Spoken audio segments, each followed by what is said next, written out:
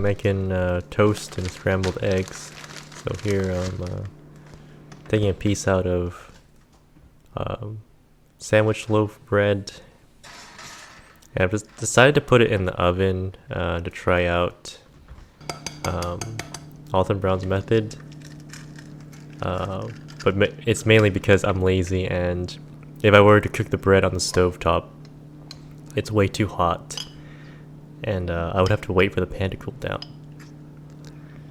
And for the eggs, I don't have harissa paste, so I used soybean paste and a tiny bit of mayonnaise, a tiny bit of water. The bread isn't brown, but it's still crispy, so I just took it out. And then I put the electric stove on medium heat. And it was probably too hot still for scrambled eggs. And then I put in the soybean paste, mayonnaise mixture, and the eggs. And I also added a tiny bit of salt.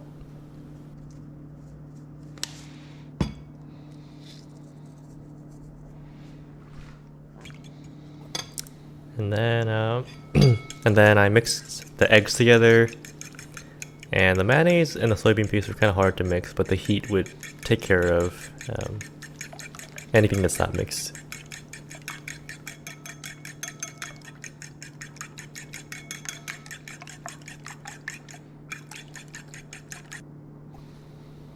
Alright, then I put in the butter and I swirled it around.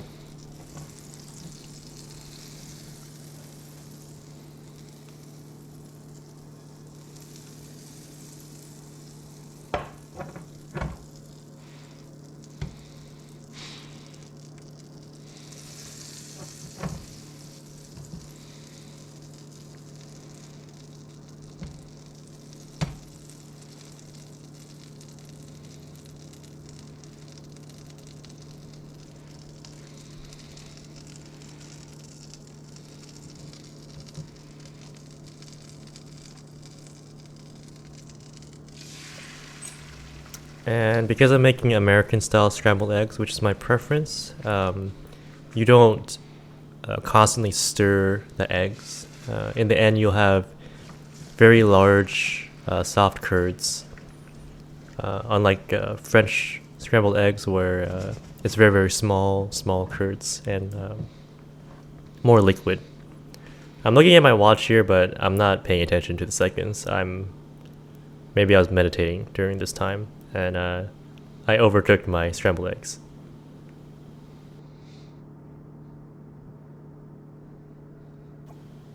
And I'm still not looking at it. I'm actually not counting. And I should have probably have taken it out right about here. Right about here. I think I overcooked it by like maybe 10 seconds. 5 seconds. 5 seconds maybe. But it was still nice and soft, so it still tasted good.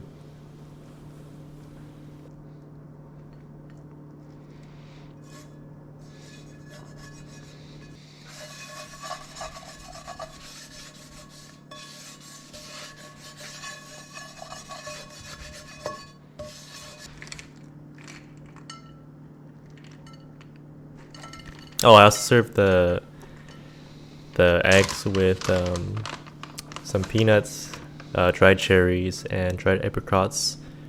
Don't have yogurt, but I still want something on the side. And I've decided to try one of the beers that I bought for tasting.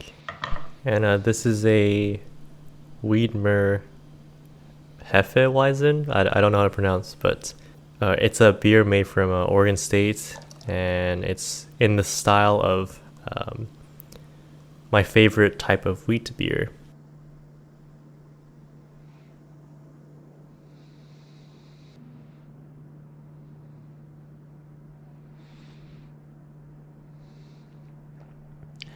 And the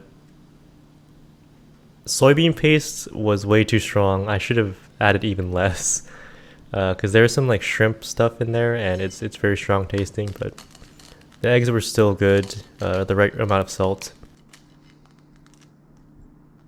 And I haven't had scrambled eggs in a long time, so I think this tasted way better than it normally would. Also, I noticed when I eat by myself, I take bites that are way too big. I wonder if this is how other people see me eat food.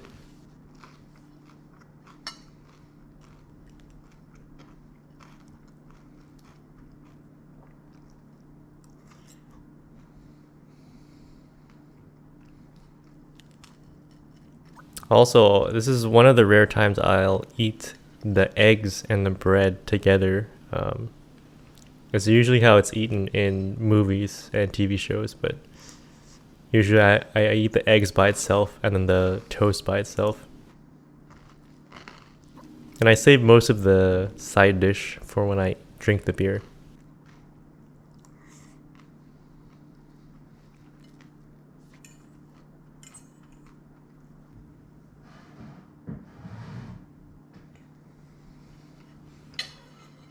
And the beer is not as clear as a regular lager beer.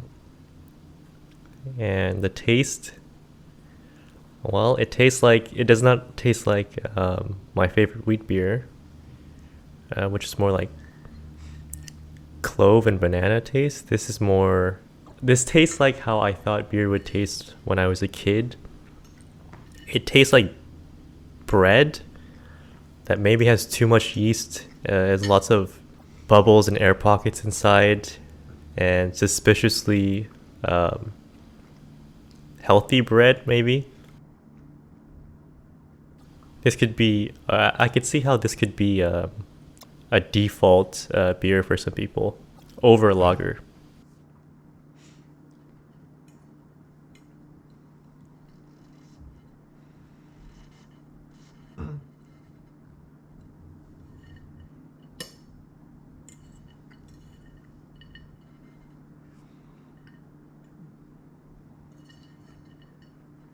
And cheers to you.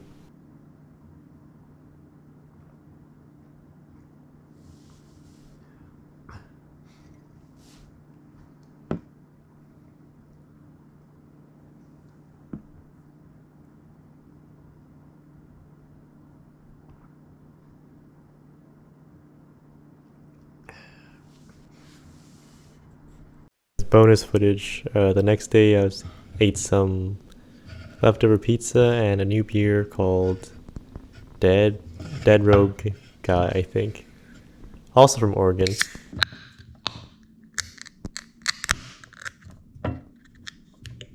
This one was easier to pour than the other one.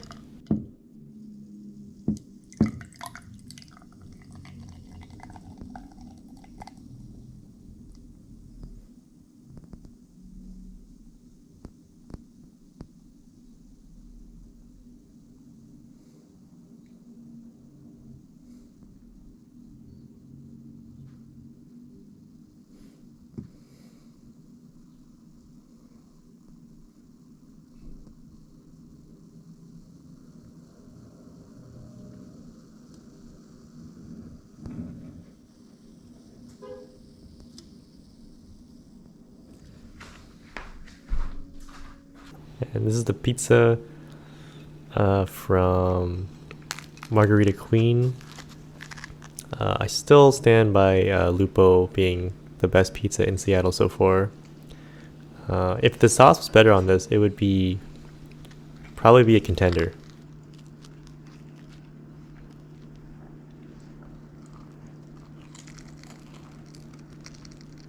As for the beer, this is a very strong tasting drink, but no particular flavor stands out to me. It doesn't really taste like any food that I could think of, but maybe someone more familiar with this is a Maibach type beer would be able to tell if this is good or not. This is probably not my first choice for beer though. Anyways, thank you for listening to me ramble, and have a nice rest of your day.